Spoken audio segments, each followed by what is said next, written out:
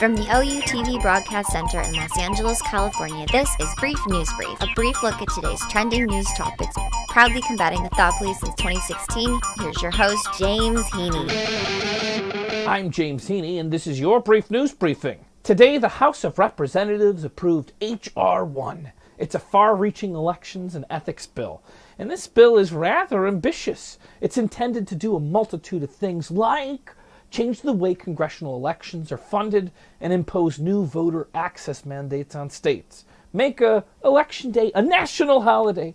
Take dark money groups and make them publicize their donors and force presidential candidates to release their tax returns. It's a 500-page long bill, and I'm pretty sure they've been working on it for a long time because it's well put together from my point of view. I don't know anything. But the legislation passed. 234 to 193. Surprise, surprise, that's along party lines. Now, the utopian let's not live in a world of corruption and greed bill is pretty much stalled out until the Republicans, either the Republicans decide that they like people more than lobbyists, or until Democrats control Congress. Because once that happens, the bill's going through. A central provision of the bill establishes public financing for congressional elections, giving candidates as much as a 6-to-1 match from the government for small donations to their campaign. Now, the bill funds this by matching. They fund the matching by taking the money from people and corporations that have been found guilty of corporate malfeasance. Isn't that brilliant? The bill goes on and it does more. It attempts to take on gerrymandering of the congressional districts by requiring independent state commissions instead of legislators to draw the lines. It would create an automatic voter registration system, so you would basically have to opt out of voting instead of having to opt in by registering. It bars states from disenfranchising felons who have completed their sentences from voting. It creates stricter rules surrounding voter roll purges, and it weakens state laws requiring voters to present photo identification. What else? A mandatory new ethic code for the Supreme Court and an end to most first-class travel for federal office holders. Democrats insist that they're not interested in much more than they're just interested in good government. They're not trying to amass power, but Mitch McConnell is accusing them and this bill of being a Democratic power grab. I don't know. Maybe it's just them trying to drain the swamp. A power grab of the people away from corporate interests? Sounds good. The Democrats are giving it the old legislative try. Representative John Lewis, a veteran of the civil rights movement, portrayed the legislation as a part of a continuing struggle to improve access to voting. The vote is an opportunity on the right side of history, Lewis said. Bill Shine resigns. And I don't know if it was Brief News Brief's coverage, but let me just get into it. Bill Shine, the former Fox News executive who joined the White House just 8 months ago as President Trump's top communication advisor, has resigned abruptly. Shine was serving as the assistant to the president and deputy chief of staff for communications. While he's out of the administration, he will be back in full for the 2020 Trump re-election campaign.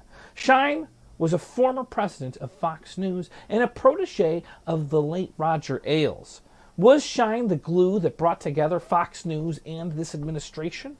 Shine was a prominent piece of the New Yorker article that we here at Brief News Brief, we covered it just the other day. And it seems like they're having second thoughts about being so transparent as they run Fox as a state-run TV. Shine has long been close friends with Fox News host Sean Hannity, who is a booster of an informal advisor to Trump. Mr. Trump regularly posts messages on Twitter reacting to reports he sees on Fox. He routinely praises Fox hosts from the podium during speeches, and he even invited two of its hosts, Sean Hannity and Jeanine Pirro, to join him on stage for a campaign rally last fall. Now, he's reported to be spending several hours every day in executive time, which we know is basically him just watching Fox News and eating McDonald's sandwiches in his underwear.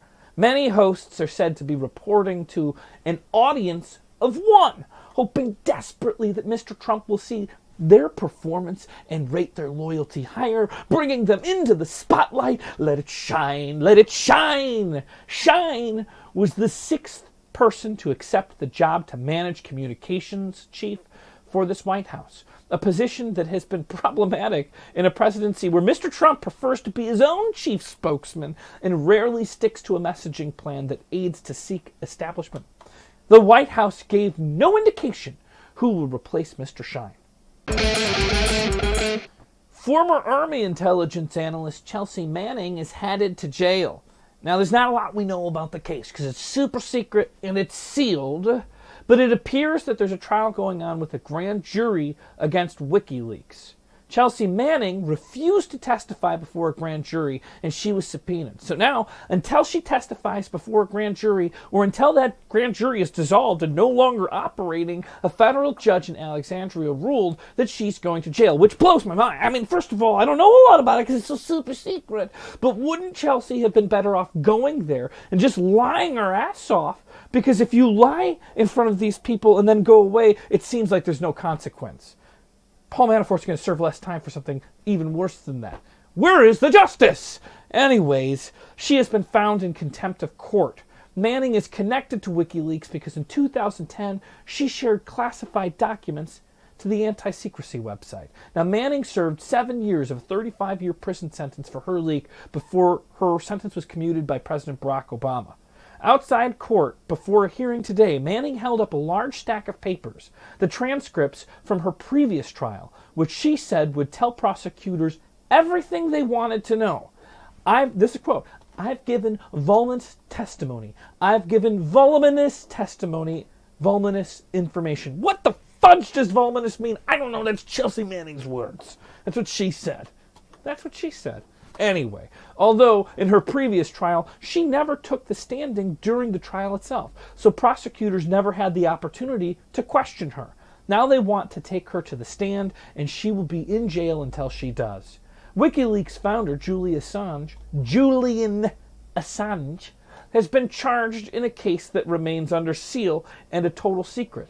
It was inadvertently exposed by prosecutors late last year. Julian Assange is in asylum at the Ecuadorian embassy in London. And I'm pretty sure it's not pronounced Ecuadorian, but it might be. That's what I'm reading. That's what I'm saying. He's in asylum in London.